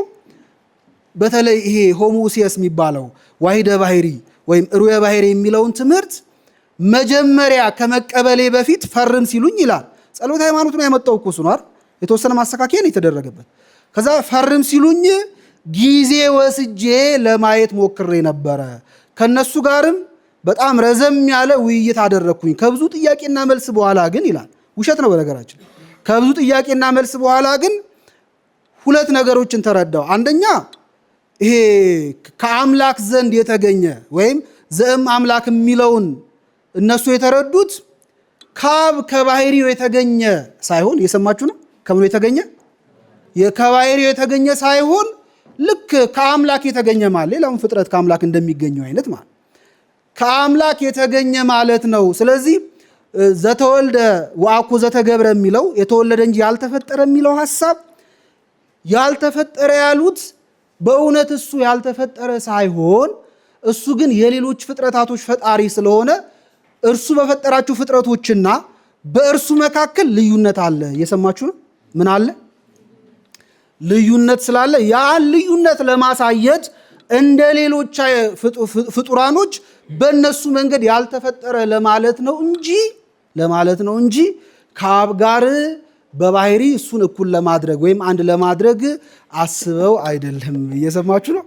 ይሄንን ሲያስረዱ ይፈረምኩ ይላል። ማረም ይሄ በጣም በጣም ትልቅ ችግር ነው በነገራችን ላይ፣ ውሸትም ጭምር። እንደዛ አልነበረም መንፈሱ። እና እኔ በውግዘቱም እስማማለሁ ይላል። በምኑ እስማማለሁ? በውግዘቱም እስማማለሁ። አናቴማ አለው በነገራችን ላይ። አናቴማ አለው ማለት ጸሎተ ሃይማኖቱን ካረቀቁት በኋላ መጨረሻ ላይ የውግዘት ቃል አስቀምጧል። ጸሎተ ሃይማኖቱን የጻፈው ማን ይመስላችኋል? ጉባኤ ኒቅያ ላይ ማን ይመስላችኋል? በለመድ ነው እኛ በሚታረቀው ቅዱስ አትናቴዎስ አይደል? ቅዱስ አትናቴዎስ ግን አልጻፈውም። ቅዱስ ባስልዮስ ዘያቢ ወይም ባስልዮስ ዘቂሳርያ ስለዚህ ጉባኤ በተናገረበት አንቀጽ ላይ በዚህ ጉባኤ ሄርሞጌነስ የሚባል በኋላ የቂሳሪያ የቀጰዶቅያ ቂሳሪያ ሊቀ ጳጳስ የሆነ ግን እዚህ ጉባኤ ላይ ሲገኝ ዲያቆን የነበረ ነበር እና ሄርሞጌነስ እንደጻፈው ነው ባስልዮስ የሚናገረው። ስለዚህ ሄርሞጌነስ ነው የጻፈው። መጽሐፍ ብቻ አይደለም፣ ቆሞ በጉባኤው መካከል ያነበበው ማን ነው? ሄርሞጌነስ ነው። ቅዱስ አትናቴዎስ በዚህ አንቀጸ አሚን ላይ ድርሻ የለውም ማለት አይደለም። በጣም ትልቅ ድርሻ ነው ያለው። እንደውም በጉባኤ ኒቅያ ላይ በጣም አርበኛ የነበረ ሰው ነው አይደለም? ፊት ከቆሙ አርበኞች አንደኛው ነው። ግን ይሄን ጸሎተ ሃይማኖት ግን በመጽሐፍ ደረጃ በምን ደረጃ ዲክቴት እየተደረገ በመጽሐፍ ደረጃ ግን የጻፈውና በጉባኤ መካከል ቆሞ ግን ያነበበው ሄርሞጌነስ የተባለ ዲያቆን እንደሆነ ቅዱስ ባስልዮስ ይናገራል። ስለዚህ ይህንን ጸሎተ ሃይማኖት ከወጣ በኋላ አውሳቢዎስ እንዲህ አይነት ተቃውሞ ሲያሰማ ትሰማላችሁ። በተለይ ጉዳዩን ትዊስት ለማድረግ ሲሞክር እዚሁ ጸሎተ ሃይማኖት ላይ አናቴማ አለው። ይሄ የተለመደ ነው ነገራችን ላይ። በእኛም ጸሎተ ሃይማኖት አበው መጽሐፋችን ላይ የመጨረሻው ክፍል ምን እንደሆነ ታውቃላችሁ? ውግዘት ነው። አናቴማ ሄዳችሁ አንብቡ። የመጨረሻው አናቴማ ውግዘት ነው። ስለዚህ በዚህ ጉባኤ ላይ ጸሎተ ሃይማኖትን ካረቀቁ በኋላ ጸሎተ ሃይማኖቱ ይወላችሁ ላልተረዳ ላላወቀ ሰው ማስረጃ፣ ማሳወቂያ፣ ማሳመኛ ነው። ስለዚህ ሁለት አይነት ደብል ዲፌንስ ነው ማለት ማስተማሪያ፣ ከዚያ በኋላ ደግሞ ይሄን ለማይቀበል ደግሞ መቁረጫ፣ ማውገዣ ነው ማለት።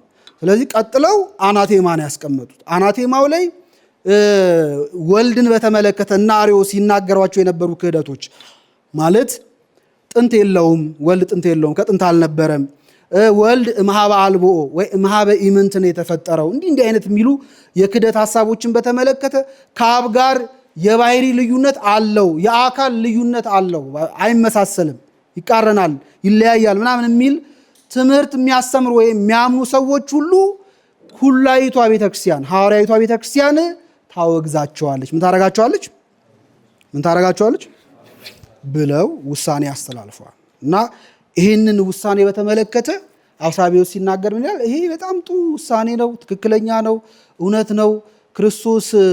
የክርስቶስ ህላዌው ከእመቤታችን በስጋ ከተወለደ በኋላ አይደለም። የሰማችሁን አይደለም፣ ከዛ በፊትም ነበረ። ይሄ ማለት ይኸውላችሁ አርዮሳውያን ክርስቶስ ያልነበረበት ዘመን አለ ሲሉ ከእመቤታችን በፊትና በኋላ አይደለም ጉዳያቸው። ባለፈው ጊዜ ስለ አርዮሳውያን ሐሳብ ወይም ስለ አርዮስ ክህደት በደንብ ነግሬያችኋለሁ። እንደዛ አይደለም ሐሳባቸው። ወልድ ያልነበረበት ዘመን አለ ማለት ከአብ ሳይወለድ በፊት ከአብ ሳይወለድ በፊት የነበረበት ጊዜ አለ ለማለት ነው። በጣም የሚገርማችሁ ኒቆሚዲያ ላይ ያለ አርዮስ አውሳቢዎስ ዘኒቆሚዲያና አርዮስ የእሱ ሐሳብ ደጋፊዎች በተለይ ሴቶችን ምን እያደረጉ ያታልሉ ነበር መሰላችሁ? ለምሳሌ አንቺ በማህፀንሽ ልጅ ከመቋጠርሽ ጽንስ ከመያዝሽ በፊት ልጁ አለ ወይስ የለም? ከመውለድሽ በፊት ልጁ አለ ወይስ የለም ይሏታል። እየሰማችሁ ነው? አለ የለም? መልሱ እንጂ። ስለዚህ መጀመሪያ መኖር አለበት አይደል? ተጸንሶ ነው ልጁ ምን የሚያደርገው። ስለዚህ ወልድ ተወለደ ከተባለ ለመወለድ በጣም የሰውኛ አድርገውት ጉዳዩም ማለት እና በዚህ በጣም ይስቧቸው የጎትቷቸው የነበሩ ብዙ አንስት ነበሩ። እንደዚህ ጉዳዩን በጣም የማሳነስ እንትን ነበራቸው። ስለዚህ የአርዮስ ሐሳብ የአርዮሳውያን ሐሳብ ወልድ ከመቤታችን ከመጸነሱ በፊት አልነበረም አይደለም፣ እንደዛ አላሉ። ይሄ ይገባዋል ራሱ አውሳቢዎስ በጉባኤ ኒቅያ ላይም አናቴማው ላይ ውግዘቱ ላይ የወልድ ህላዌን በተመለከተ ሲያወግዙ ኢንቴንሽናቸው ሐሳባቸው እንደዛ እንዳልሆነ ይገባዋል፣ ገብቶታል። ግን ነገር ትዊስት ሲያደርግ ማለት እንዳልገባው ለመሆን ሲሞክር ግን ከመቤታችን በኋላ ነው ለሚሉ ሰዎች እውነት ነው፣ ይሄ እኮ ትክክል ሐሳብ አይደለም፣ ውግዘቱን እቀበላለሁ የሚል አይነት ስቴትመንት ሲያስቀምጥ ትመለከታላችሁ። ዞሮ ዞሮ አውሳቢዎስም መንፈቅ አርዮሳዊ ተብሎ ይጠራል። ምን ይባላል? መንፈቅ አርዮሳዊ ተብሎ ይጠራል። ስለዚህ የጉባኤ ኒቅያ አጠቃላይ መንፈሱ ይሄን ይመስል ነበር ማለት በጣም ባጭሩ ይሄን ይመስል ነበር። በጣም ብዙ ትግል የተደረገበት ነው። ኦልሞስት ከሁለት ወር በላይ የፈጀ በጣም ብዙ ክርክር የተደረገበት ነው። ለአርዮሳውያን በጣም በቂ ጊዜ ተሰጥቷቸዋል። አርዮሳውያን ብቻ አይደሉም፣ በነገራችን ላይ ፈላስፎችም ወጥተው የመጠየቅ መብት ነበራችሁ። ቅድም እንደነገርኳችሁ ያልገባቸው ጉዳይ ላይ ወጥተው እንዲጠይቁ እድል ሁሉ ተሰጥቷቸዋል። ግን በዚህ ሁሉ ሙግት መካከል ኦርቶዶክሳውያን በቁጥር አንሰው ቢገኙም ግን ደግሞ በትምህርትና በእውነት መንፈስ ግን በጣም ልዕልና ነበራቸው እና በጉባኤው ላይ መጨረሻ አሸናፊ ሆነው ማን ነው? የኦርቶዶክሳውያን። ኦርቶዶክስ የሚለው ስም ራሱ ከዚህ በኋላ ነው የወጣው። ስለዚህ የእነዚህ አባቶች ስያሜ እንደሆነ የቤተክርስቲያን ታሪክ ይነግረናል። ጉባኤ ኒቅያ ላይ ወደ 20 ቀኖናዎች ተወስነዋል። ስለዚህ ጉባኤ ኒቅያ ላይ ወላቸው አንደኛ አንቀጸ አሚን እኛ የምንጸልየውን ጸሎተ ሃይማኖት አንደኛ፣ ሁለተኛ ደግሞ 20 ቀኖናዎችና ሶስተኛ ደግሞ በአንዳንድ የቤተክርስቲያን ስርዓት ነክ በሆኑ ጉዳዮች ላይ ውሳኔ ተሰጥቶባቸዋል። በጉባኤ ኒቅያ ከተነሱ ጉዳዮች መካከል አንደኛው የፋሲካ አከባበር ነው።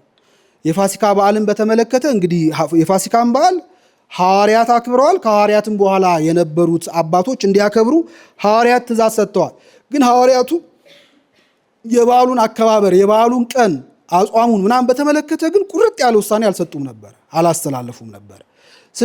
ስለዚህ ክርክር ነበር። በየቦታው በተለያየ መንገድ ነበር የፋሲካ በዓል ይከበር የነበረው።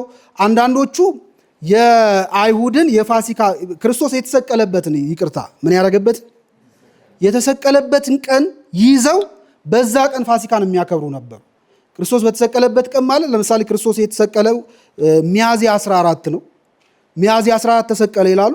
ሚያዝያ 14 የዋለበትን ቀን ሰኞም ቢውል ሰኞ ያከብራሉ፣ ማክሰኞም ቢውል ማክሰኞ ያከብራሉ። ሌሎች ደግሞ አብያተ ክርስቲያን ደግሞ ክርስቶስ የተሰቀለበትን ቀን ይዘው ነገር ግን ክርስቶስ በተሰቀለበት ቀን ሳይሆን በዛ ሳምንት አርብ ስቅለቱን እሁድ ደግሞ ምኑን ትንሣኤውን ያከብሩ ነበርና መለያየት ነበር። በዚህ አጋጣሚ በዓመት 2 ጊዜ ምናምን የመከበር ሁሉ እድል ነበረው። በዓመት 2 የፋሲካ ማለት ከበር ነው አይደል?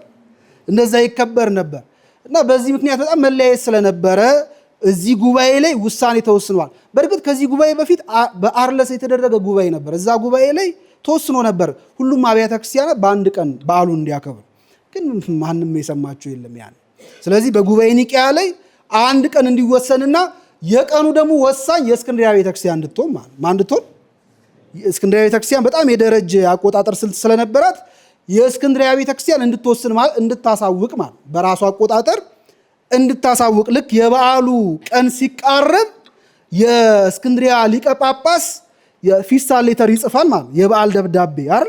የበዓል ደብዳቤ ይጽፋል። የበዓል ደብዳቤ የተጀመረው እንደዛ ነው ማለት ነው ሐሳቡ። ስለዚህ የበዓል ደብዳቤ ይጽፍና በዚያ የበዓል ደብዳቤ ላይ በአሁኑ የፋሲካ በዓል መቼ እንደሚከበር ይወሰናል ማለት ግልጽ ነው ሐሳቡ። ያ ደብዳቤ በዓለም ባሉ አብያተ ክርስቲያን የሚዞር ነው፣ የሚሽከረከር ነው፣ ሳይክሊካል ነው ማለት ነው። ይሽከረከራል፣ ያነቡታል፣ በአንድ ቀን በዓሉን ያከብራሉ። እሱ ብቻ አይደለም፣ አጽዋማቱንም በተመለከተ 40 ሰዓት የሚጾሙ ነበሩ። ጥሩ ነው እንዴ? በጾመ ኢየሱስ የሚለው ማለት 40 ሰዓት የሚጾሙ ነበሩ። እንደዚህ ምናምን 2 ሳምንት የሚጾሙ አሉ፣ 3 ሳምንት የሚጾሙ አሉ ምናምን እና በአጽዋማቱ መካከልም ልዩነት ነበር በነገራችን። ስለዚህ ያ ልዩነትም እንዲታረቅ እና ወደ አንድ እንዲመጣ ይሄ ጉባኤ ውሳኔ አስተላልፏል። ግልጽ ነው ሐሳብ። ስለዚህ ጉባኤ ኒቅያ ላይ ከተወሰኑ ውሳኔዎች መካከል አንደኛው ይሄ ነው። ሌላው 20 ቀኖናዎች አሉ። እነሱን እናንተ እንግዲህ በንባብ እየፈለጋችሁ አንብቧቸው። ከነዛ ውስጥ ግን ልንገራቸው በጣም የሚገርሙ። ለምሳሌ የካህናት የጋብቻ ጉዳይ ተነስቷል። በቤተክርስቲያን የሚሾሙ ቀሳውስት፣ ዲያቆናት፣ ጳጳሳት፣ ኤጲስቆጶሳት የጋብቻ ጉዳይ ተነስቷል። ምንድነው? ከሐዋርያት ጀምሮ የመጣ አንድ ትራዲሽን ነበር፣ አንድ ልማድ ነበር ወይም ትውፊት ነበር። ያ ልማድ ምንድነው? ያገቡ ሰዎች ልክ ወደ ክህነት አገልግሎት ሲገቡ ወዲያው ራሳቸውን ያቅቡ ነበር። በፈቃዳቸው ትዳራቸውን ይተዋሉ። ከዛ በኋላ የሰማችሁ ይተዉ ነበር። ይሄ ልምድ ነበር በነገራችን ላይ። በጉባኤ ኒቅያ ላይ ግን ባለፈው ጊዜ ያነሳውላችሁ በብኑዳ የሚባለው አባት ማለት ወይም ፓፍናቴስ ተብሎ የሚጠራው በብኑዳ የሚባለው አባት ግን እሱ እንግዲህ ተሐራሚ ነው፣ ድንግል ነው። ተነስቶ ግን ምን አለ? ከክህነታቸው ከመሾማቸው በፊት በትዳር ይኖሩ የነበሩ ሰዎች ወደ ሹመት ሲመጡ ትዳራቸው እንዲያፈርሱ አታድርጉ። ምክንያቱም በጋብቻ ውስጥ ያለ መኝታ ንጹህ ነው፣ ንጹህ አይደለም? ንጹህ ነው አይደለ? እንደውም ሕጋውያን ተብሎ ነው የሚጠሩት። በቤተክርስቲያን ያገቡ ሰዎች ናቸው አይደሉ? ሕግ የሚፈጽሙ ማለት ነው። ስለዚህ በሕግ የሚፈጽሙ ሕጋውያን መኝታውም ንጹህ ስለሆነ እነሱን አንፈታተናችሁ። ሁሉም በአቅሙ በደረጃው ነው መመላለስ ያለበት ነው አይደለም? ስለሆነ ያገቡትን ሰዎች ታቀቡ፣ ሚስታችሁን ተዉ አንበላቸው፣ እንተዋቸው እነሱን። ባይሆን ግን ሳያገቡ በፊት ወደ ክህነት የሚገቡ ሰዎች ካሉ እነዚያን ግን ሰዎች ምን እንዳይሉ ከዚያ በኋላ ሚስት ትዳር የሚባል ነገር እንዳያስቡ። ስለዚህ አሁን ዛሬ በቤተ ክርስቲያን ያላገቡ ሰዎች ናቸው አይደል ወደ ጵጵስናው የሚወጡት ነው አይደለም? ወደ ምንኩስናው ኤጲስቆጶስነት፣ ቆሞስነት የሚወጡት ያላገቡ ሰዎች ናቸው። ስለዚህ ይሄ እንዲወሰን ብሎ ሐሳብ አቀረበ። በጣም የተከበረ ትልቅ አባት ስለነበር የእሱን ሐሳብ ማን ይቃወማል? እና ደግሞ በጣም ርኅራኄ ያለበት ነው አይደል እንጂ እንዳኗኗሩ ቢሆን ኖሮ እዚህ በኋላ አንድ ሰው ያገባና ማለት ነበረበት። እኛ እንደዚህ አይደል ያገባን ሰዎች አቤት መነኮሳት እንላለን። ያላገቡ ሰዎች ደግሞ እንደው እዚህ ዓለም ስትርመሰመሱ ይባላል አይደል? ያገባ ያገባው እንዲህ መነቃቀፍ አለ። እና ይሄንን ሐሳብ ማቅረቡ በጣም የሚያስመሰግነው ነበር፣ ላገቡ ሰዎች ድካም በተለይ መጨነቁ። ስለዚህ ጉባኤው በሙሉ ድምፅ ወስኗል። በሙሉ ድምፅ ወስኖ መልእክት ጽፏል ለእስክንድርያ ቤተክርስቲያን፣ ለሌሎቹም አብያተ ክርስቲያን ከዚህ በኋላ በዚህ ህግ እንደምትመራ ቤተክርስቲያን ማለት ግልጽ ነው ሐሳቡ። ሶስተኛው ደግሞ ምን መሰላችሁ? ክህነት ያላቸውና የቤተክርስቲያን አገልጋዮች በስጋ ከሚዛመዷቸው አንስት በቀር አብረው መኖር አይችሉም የሚል ህግ ወጥቷል። ምን ማለት ነው? ለምሳሌ አሁን ዲያቆን ሆኖ አንድ ሰው እቺ ልጅ አሳዘነች እንደው ባስጠጋት ይሻላል ብሎ ወደ ቤቱ ማስጠጋት አይችልም ማለት ነው። የሰማችሁ ነው? ይሄ እኮ ዝም የሚያስብል አይደለም፣ እውነት ነው የሚያስብል ነው። ምክንያቱም ብዙ ጊዜ ሰው ንጽህናውን የሚያጣው በዚህ አይነት መንገድ ስለሆነ ሰይጣን ይፈትናል። እንደውም ምን የሚል ጥቅስ እንዳላችሁ ታውቃላችሁ? እዛው ላይ ሲያብራሩ ጉዳዩ በጉያው ሳታቅፎ የማይቃጠል የለም ይላል ጠቢቡ ሰሎሞን። እውነት ነው አይደለም? ስለዚህ እሳት ፍትወት ነው እና አንድ ሰው ጾር የጠፋለት ራሱ እንደዛ አይዳፈርም።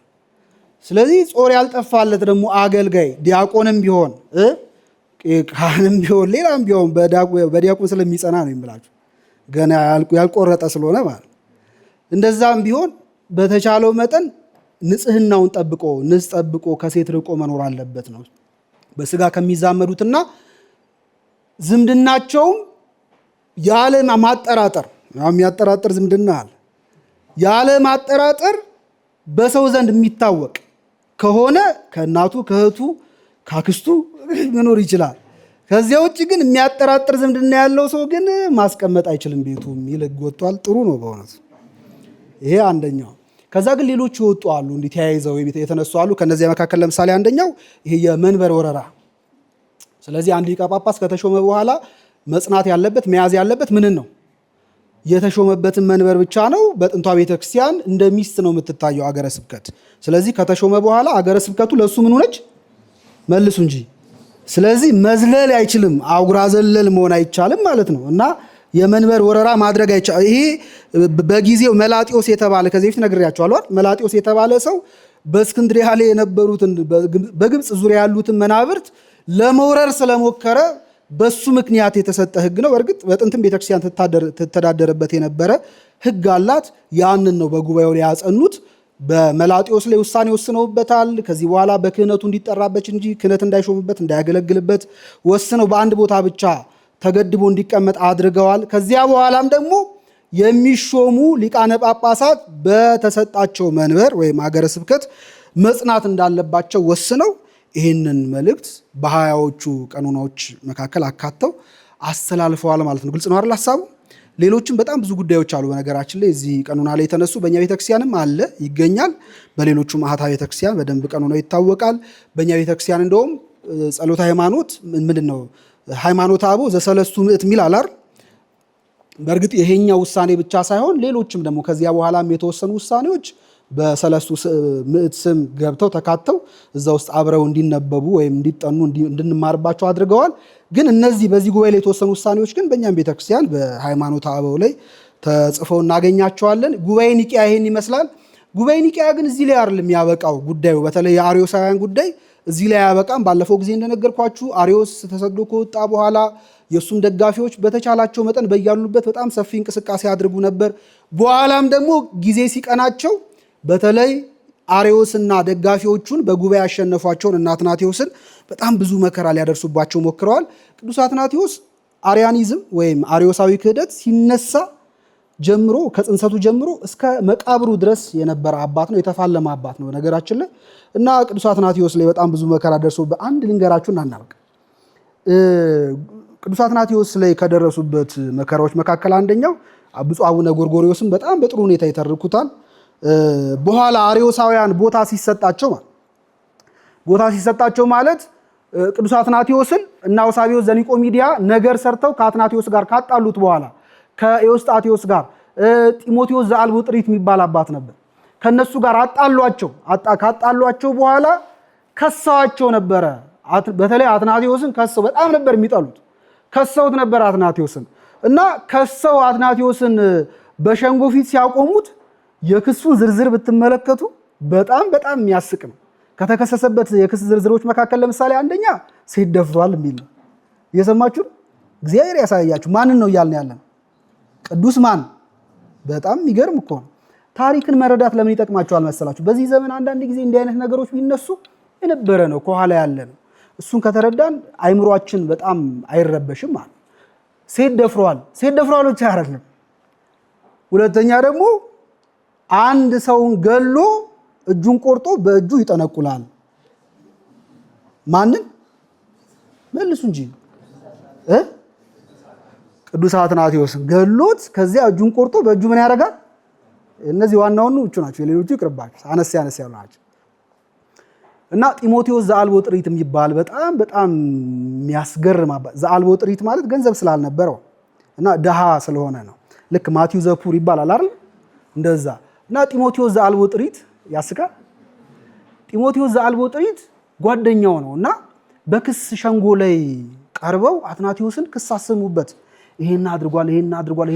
ይሄ ብቻ አይደለም፣ የሐሰት መስካሪዎችንም አዘጋጅተው ነበር። ገንዘብ ሰጥተው መማለጃ ሰጥተው አባብለው ሰዎችን አዘጋጅተው ነበር። እና አንዲት በከተማ ውስጥ በዝሙት ትተዳደር የነበረችትን ሴት አምጥተው እኔ ድንግል ነበርኩ፣ አትናቴዎስ ከክብሬ ምን አረገኝ? መልሱ እንጂ አሳነሰኝ ብላ በሐሰት እንድትመሰክርበት አዘጋጅተዋት ነበር። በከተማ ውስጥ ይኖር የነበረ ደግሞ በቤተክርስቲያን ውስጥ ያገለግል የነበረ አንድን ካህን ደበደበው፣ ገደለው ምናምን ብለው ቅድም ያልኳችሁ እሱንም ከሰው ነበረ። ስለዚህ ያ ተገደለ የተባለውን ካህን የአትናቴዎስ ወዳጆች ኦርቶዶክሳውያን ካለበት ቦታ ፈልገው ፈላልገው አምጥተው ሸንጎ ፊት አቀረቡት። ይኸው ገደላችሁ፣ ሞተ እኮ የምትሉት ይኸውና። ስለዚህ ከሱ መኖር በላይ ምስክር አለ የለም? ውሸት ነው ብለው አፈረሱባቸው። ሁለተኛ ደግሞ ያቺን ሴት አስጠንተው አለማምደው አቅርበዋት ነበረ እንድትመሰክርበት ማለት ነው። እና ምስክሩ ግን ከሸንጎ ብሬክ ወስዶ እረፍት ወስዶ ከብሬኩ በኋላ ከረፍቱ በኋላ ነበር የሚቀጥለው ሸንጎ። ስለዚህ ሲወጡ ጢሞቴዎስ ዘአልቦ ጥሪት ምን አለው አትናቴዎስን፣ አሁን ስንገባ እኔ አትናቴዎስ ነኝ ብዬ እቆማለሁ፣ አንተ ዝም ብለህ ትቀመጣለህ፣ ከዛ እናያለን አለ። ከዚያ ገቡ። ያቺ ሴት ቀረበች። እሺ ምንድነው ውስጥ አትናቴዎስ እየለመንኩት እኔን ከክብር አሳንሶኛል፣ ደፍሮኛል ምናምን አለች ስትል ጢሞቴዎስ ዘአልቦ ጥሪት ተነሳና እኔ እንደዚህ አድርጌሻለሁ ሲል አዎ አንተ ነህ ያረከኛል። ስለዚህ ክሱ ፈረሰ አልፈረሰም? በዚህ መንገድ ነፃ እስኪወጡ ድረስ በጣም ብዙ ፈተና ያዩበት ጊዜ ነው። ቆስጠንጢኖስን በነገራችን ላይ በጣም ከኋላ ሆነው በጣም ገፋፍተውት እና እነ ቅዱስ አትናቴዎስን በጣም ሊያሳዳቸው ሞክረዋል። በተለይ ቅዱስ አትናቴዎስ ቆስጠንጢኖስ አርዮስን ወደ እስክንድሪያ ይመለስ ብሎ ትእዛዝ ሰጠ እና ወደ እስክንድሪያ ይመለስ ብቻ ግን መብቱ እኮ ነው። ምክንያቱም ያጋዘው ማን? ቤተክርስቲያን ነች ወይስ ቆስጠንጢኖስ ነው ያጋዘው? ቆስጠንጢኖስ ነው ያጋዘው። ስለዚህ ቢመልሰው መብቱ ነው። ወደ ቤተክርስቲያን ይግባ የማለት ግን ስልጣን አለው የለውም? ይመለስ ብቻ ሳይሆን አስገቡት፣ ተቀበሉት አለ ሲል አትናቴዎስ ምን አለው? አንተን ያጋዝከው፣ ስለዚህ መመለስ ትችላለህ፣ መብት ነው። ያወገዘችው ግን ማን ነች? ስለዚህ ቤተክርስቲያን ሳትፈቅድ አንተ ይግባ ይውጣ ማለት አትችልም ማለት ንጉሱ። እንደዛ ሲለው ተናደደ። በኋላ ምክንያት ፈልጎ ምን ይላል ነው አቡነ ጎርጎርዮስ ሲሻኝ ጢስ ወጋኝ ይባላል አይደል? አንድ ሰው ነገር ሲፈልግ ጢስ ይወጋል ሲሻኝ ጢስ ወጋኝ ብሎ ግን ሊጣላ ይችላል። ስለዚህ ቆስጠንጢኖስ ነገር ፈልጎ ምክንያት ፈልጎ አትናቴዎስን ከነበረበት ሀገረ ስብከት እንዲሰደድና በጣም ብዙ መከራ እንዲቀበል አድርጎታል ነውና እነዚህ አባቶች ንጹህን ትምህርት ለመጠበቅ በጣም ብዙ ዋጋ ምን ያደረጉ ናቸው? ብዙ ዋጋ የከፈሉ አባቶች ናቸውና ከነዚህ አባቶች እግዚአብሔር አምላካችን ረድኤታቸውን በረከታቸውን ያሳድርብን። በእነሱ የነበረች የሃይማኖት ጽናት በእኛ በሁላችንም ዘንድ ይኖር።